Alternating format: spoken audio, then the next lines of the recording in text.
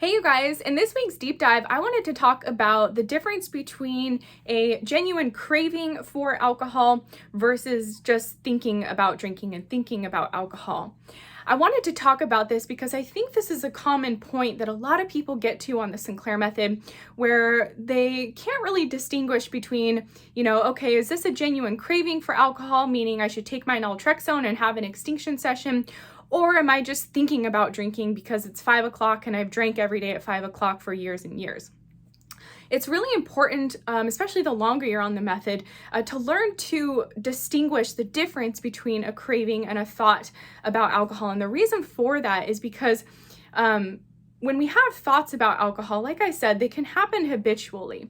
Just like we can have different behaviors that we're doing habitually because we've been doing them for years and years, thoughts can come up habitually as well. So if you're someone like me who was drinking every night at 5 o'clock, I was thinking about drinking every night at 5 o'clock for a really long time on the Sinclair Method. And for a while I was responding to that with having a naltrexone and drinking, but I started to recognize that that was something that was just habitually playing out because I'd trained my brain to think about and drink every night at 5 o'clock for years and years. And so if we're not taking time to really pause and examine and question these desires and thoughts we're having about alcohol to see, okay, is this a genuine craving or is this just me thinking about alcohol? What can happen for a lot of people is that they can continue to drink on naltrexone and drink out of habit because that thought comes up, they think it's a craving, so they take naltrexone and drink.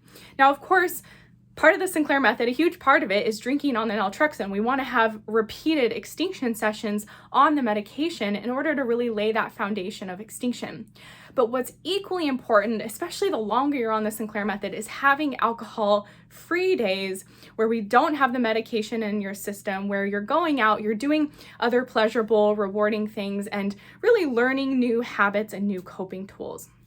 If someone is just drinking on the medication every single day for months and months and months, they will see progress on the Sinclair Method, but what I commonly see is they hit a plateau or they kind of regress because their brain is kind of acclimated to the medication. Yes, it's still blocking the endorphins and blocking the reinforcement of the alcohol, but they're not giving themselves a break from the medication to really allow their brain to learn other, again, habits, behaviors, rituals, pleasures in life. And the thing with alcohol for so many of us, it's our top pleasure. It's our go-to pleasure or reward or coping tool that we've used for years or decades. And so it's really the easy default choice to turn to alcohol, especially if you're a daily drinker like I was.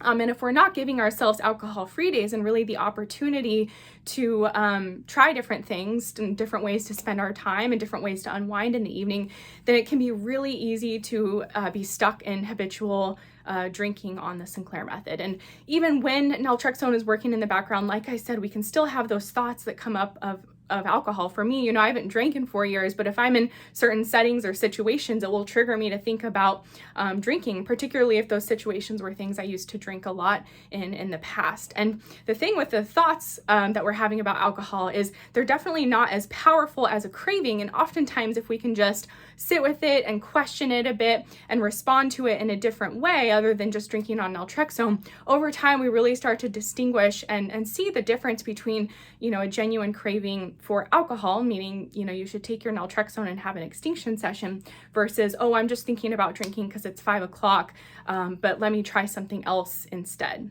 So I wanted to talk about, just very simple, practical ways that you can begin to sit with these thoughts or these cravings and really get to the bottom of whether or not it's a genuine craving and you should have an extinction session, or if it's just a thought about drinking and something that will likely pass and something that is just a habit that's coming up and, you can become aware of it and just not respond to it in the same way anymore. So the first and most simple thing that you can do to really learn the difference between a craving versus a thought about drinking is just to sit with it for a minute. Commonly people have thoughts about drinking, in the afternoon, if that's their normal drinking time. And so what will happen is they'll have this immediate thought or urge to drink and they'll just respond right away with taking a naltrexone. They won't really sit with it for a while to understand if it's a genuine craving or a thought, just a passing thought about drinking. And so, of course, early on in the method, like I said, we want to have the repeated extinction sessions in order to lay that foundation of extinction. But the longer you're on the method after you've been on it for several months, it's a really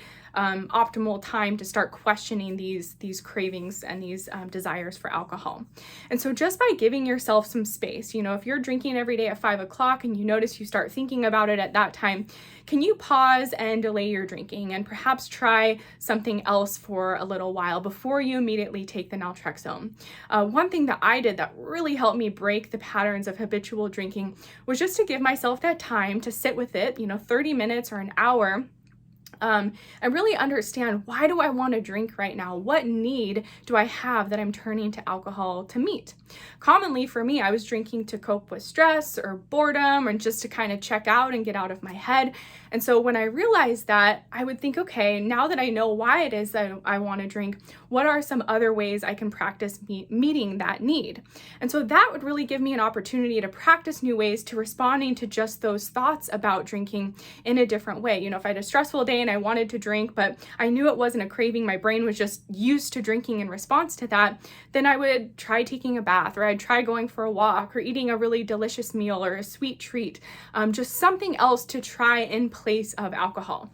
And sometimes that would work, it would be sufficient, and I wouldn't drink that night. Other times I would still have an extinction session. But the key was really to, first of all, just pausing and giving myself some space between the thought and the urge to drink, and me responding to it, some time, 15 minutes, 30 minutes, an hour, and then really getting to the bottom of why it is that I wanted to drink and giving myself the opportunity to try something else. When we do this repeatedly, it's going to help us to get more regular alcohol-free days. And the truth is, when you see yourself have an alcohol-free day, it might be uncomfortable, but hopefully it won't be the most uncomfortable thing in the world.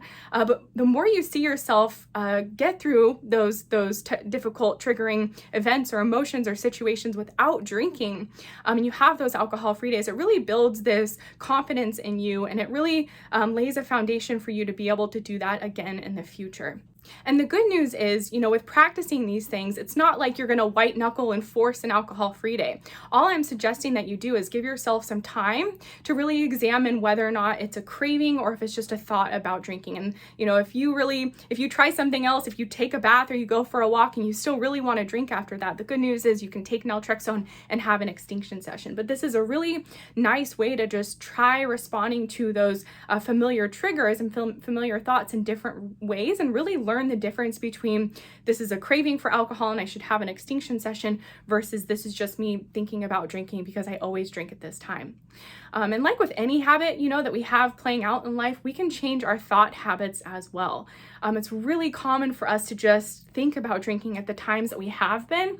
And so those thoughts can just trigger us to act out on it. Like I said, with taking an naltrexone and drinking without even really thinking about it and, questioning it. But if you can take time next time, and each time, really the consistency is key with this, but just to take time each time you have a craving or a thought, just to sit with it. And if 5 minutes is all you can do, that's great. If 10 minutes, 30 minutes, whatever you can do, but just to sit with it, try to understand, what is the source of this? Why do I want to drink? What am I looking to alcohol to do for me? What need do I have that I'm turning to alcohol to meet?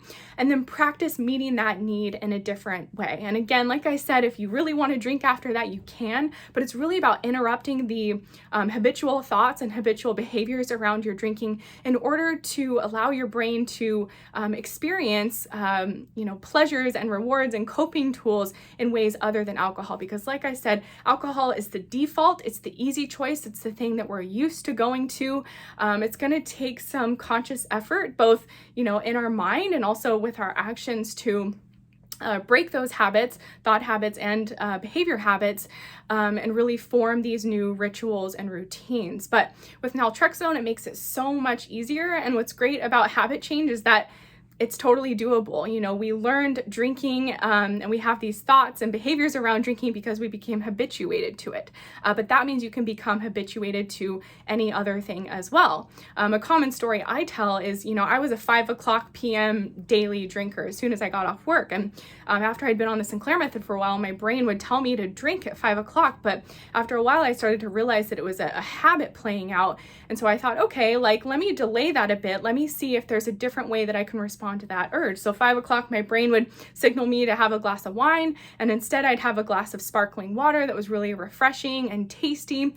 And then oftentimes that would be just what I needed. Like I wouldn't even really want the wine after that. Sometimes I would, and I would have an extinction session, but by replacing that 5 o'clock wine with a 5 o'clock sparkling water, over time, that became my new habit and my new ritual. And within about a month or two, my brain was starting to crave the sparkling water and not the wine. And so it's a really, we don't have to make it this really big, complicated or difficult thing. Just doing simple things to change up your routine, but doing it with consistency can really help shift this habit and unwanted behavior over time.